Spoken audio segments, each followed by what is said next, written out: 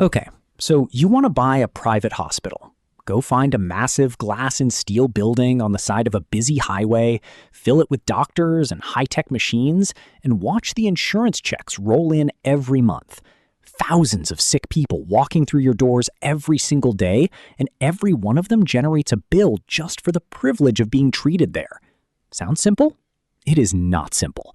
And the story of how private hospitals actually make money and how they quietly bleed out on paper is one of the strangest and most brutal stories in all of real estate.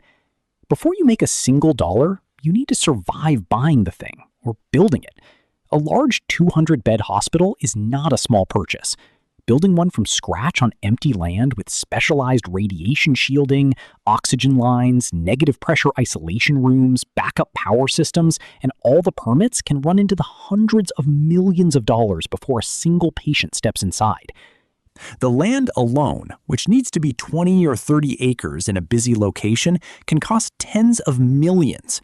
Then you pour the concrete, put up the steel, run miles of specialized wiring and air ducting, build multi-level parking decks, and satisfy a small mountain of state health and safety regulations.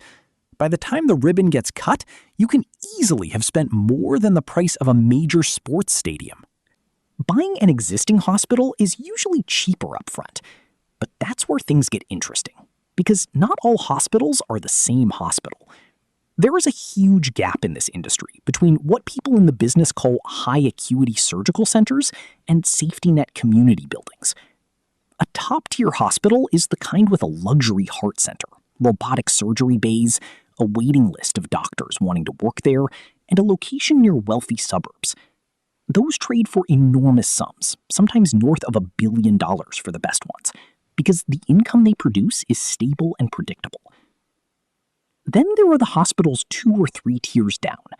Older buildings, outdated scanners, lower income neighborhoods nearby. Some of these have sold for a tiny fraction of what it cost to build them. In recent years, older community hospitals have been sold off for under $10 million, which sounds like a bargain until the new owner discovers that fixing the 40-year-old heating and cooling system alone will cost more than the building itself. So here is the first thing nobody tells you when they picture owning a hospital. You're not really buying a building. You're buying a bet on a neighborhood's insurance plans. And the price tag tells you almost everything about which bet you're making. Most people who own hospitals today, by the way, don't own them the way you'd own a house. They own the real estate through a structure called a real estate investment trust, or REIT for short. A healthcare REIT owns the physical building and leases it out to a medical company that handles the actual doctors, nurses, and care. This structure is a huge part of why large-scale hospital ownership exists in its current form. Ordinary investors can buy shares in a hospital-owning REIT on the stock market for the price of a cup of coffee without ever having to personally deal with a malpractice lawsuit or a broken MRI machine. The largest of these companies own dozens of medical properties at once, spreading the risk across a much bigger portfolio. That's a very different game than putting everything into one single building in one town. Say you've settled on a hospital, and the purchase price seems reasonable. Before you collect a single insurance check, there's a layer of costs that catches almost every new hospital owner off guard. First, there are the doctor group contracts you inherit, and you don't get to renegotiate most of them right away. Specialized teams, like emergency room doctors or radiologists, often sign their contracts years ago. If the previous owner agreed to pay a massive yearly subsidy just to keep an ER team staffed, you inherit whatever deal the last owner made, good or bad. Second, there's deferred maintenance. Roofs leak, heating and air systems that cycle fresh air through operating rooms wear out, oxygen pipes degrade, emergency generators need constant service. If the previous owner was cutting corners to keep cash flow looking good on paper, you find out about it the first winter you own the place, usually in the form of a very large repair bill. Third, there are federal emergency room laws buried in the legal code.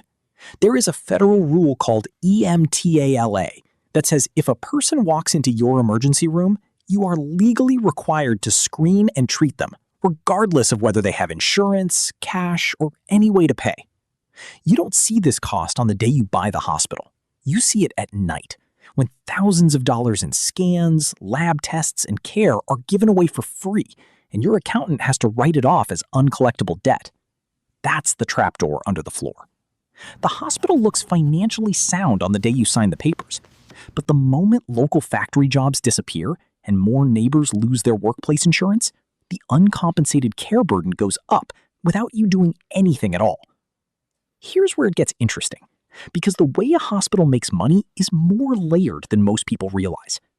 The first and simplest layer is overnight room rates. Every patient admitted to a bed pays a basic daily fee for the room and nursing care. On paper, that room might be listed at $3,000 a night, but almost nobody pays that listed price. Which brings us to the second layer, the insurance mix. A hospital doesn't have one set price list. It has a hidden tier system based on who is paying. A patient with a high-end corporate insurance plan is where the real money is. Commercial insurers often pay 150% to 200% of what the care actually costs to deliver. A patient on Medicare, by contrast, pays a flat rate set by the government, which barely covers the actual cost. And Medicaid often pays even less than what the care costs. Read that again. A hospital can treat a patient on Medicaid and take a direct loss on that room before paying a single dollar toward its mortgage. Why would a hospital owner accept that? Because to legally run a full hospital, you have to keep the emergency room open and accept government plans. The high-paying corporate insurance patients are, in a sense, subsidizing the lower-paying ones down the hall. The third layer of income is procedural fees. This is separate from what the doctor charges. When a surgeon replaces a knee in your building, the surgeon bills for their own time, but the hospital bills a separate facility fee for using the operating room, the sterile equipment, the nurses, and the recovery area. A surgery might pay the doctor $2,000, but generate $20,000 in facility fees for the hospital owner. That's real money that scales automatically with how many surgeries are performed in your building. Then there's a fourth category that most people never think about at all: outpatient imaging like MRIs and CT scans, blood lab testing, retail pharmacies in the lobby, parking garage fees, and cafeteria sales. None of these show up in most people's mental picture of owning a hospital, but for many properties, they add up to a huge chunk of total income. There's a counterintuitive detail hiding inside that imaging math worth pointing out. A single MRI machine might sit in a room that occupies less than 500 square feet of floor space, and yet, because it can run scans continuously all day and bill insurance thousands of dollars per hour, that single room can produce far more income per square foot than an entire wing of standard patient beds upstairs. Size and rent, in other words, are not the same thing in this business. High-tech equipment is worth more than space. A tiny room housing a cardiac scanner can, per square foot, be one of the most valuable pieces of real estate in the entire city. So far, the hospital sounds like a machine that collects money from several directions at once. Now, here's the other side of the ledger. Utilities on a building of this size are enormous. Keeping hundreds of thousands of square feet climate-controlled, lit, pressurized, and running 24 hours a day, 365 days a year is one of the largest recurring expenses a hospital owner faces. Add to that round-the-clock staffing, nurses, imaging techs, lab workers, and maintenance crews. Labor is easily the biggest bill in the building, often eating up more than half of every dollar that comes in. You can't just send staff home on slow days either, because state laws mandate strict ratios for how many nurses must be on duty for every patient. Then there's property tax, heavy liability insurance, and maintenance contracts on the tech. Just keeping the software and service updated on a single surgical robot can cost over $100,000 a year. And here's the trap almost nobody sees coming until they own the place. Even a mostly full hospital can lose money if the mix of patients is wrong. This is the counterintuitive part. It's not just about how many beds have people in them. It's about who is in those beds and what insurance they have. A hospital might look 80% full and feel packed from the outside, but if most of those patients are on low reimbursement plans or have no insurance at all, while your surgical rooms sit quiet because local doctors are working elsewhere, the actual cash flow can be dangerously weak. Full beds do not automatically mean profit. That distinction is where a lot of hospital owners get into serious trouble. Before we get to how hospitals break, it's worth understanding how modern medical campuses were designed, because architects figured this out decades ago. The layout of a modern hospital is built around moving patients toward high-paying technology. The emergency room, the X-ray and CT departments, and the operating suites are built right next to each other. When a patient comes through the front door, they pass right by the imaging equipment before they ever get assigned an overnight bed. None of this is accidental. Every choice was designed to get patients into high-fee diagnostic and surgical rooms as quickly as possible.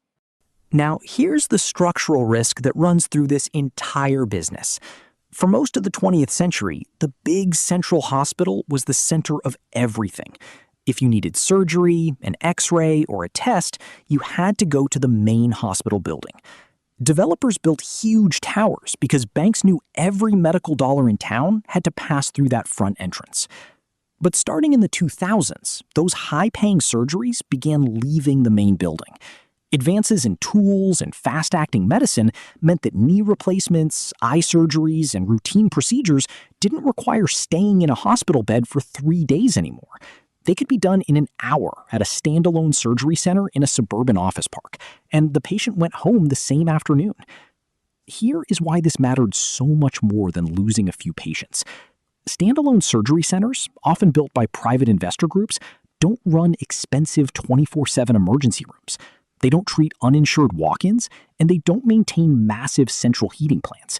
They take only the best-paying, commercially insured elective procedures and leave the complicated, low-paying cases for the main hospital tower. But carrying far too much building overhead to compete with small, cheap outpatient clinics. At the same time, the healthcare owners who kept their properties alive did it by changing what they were building. Instead of building bigger inpatient towers, they started putting up networks of small outpatient clinics, urgent care centers, and surgery buildings scattered throughout the suburbs. They turned the main hospital building into a specialized site, reserved mostly for intensive care and major surgeries, while capturing routine patients at smaller locations before competitors could reach them. The underlying idea is simple. A hospital used to be one big building where all care happened. The systems that survived turned into networks spread across whole regions. So, does owning a private hospital actually work as a business? The honest answer depends entirely on your patient mix and your surgical volume, and the gap between the good outcome and the bad outcome is enormous. In the optimistic scenario, you own a hospital in a growing, wealthy suburb with strong corporate insurance plans. Top surgeons fill your operating rooms from morning to night with high-fee procedures, your imaging scanners run constantly, and high insurance payouts easily cover the costs of running the emergency room. In that case, facility fees and diagnostic income produce steady, predictable profit month after month, and the building holds massive value. In the realistic bad scenario, a group of your top surgeons leaves to open their own standalone surgery center down the road, taking a huge chunk of your highest-paying procedures with them overnight. At the same time, local job losses increase the number of uninsured patients coming into your emergency room, raising your unpaid care costs by millions.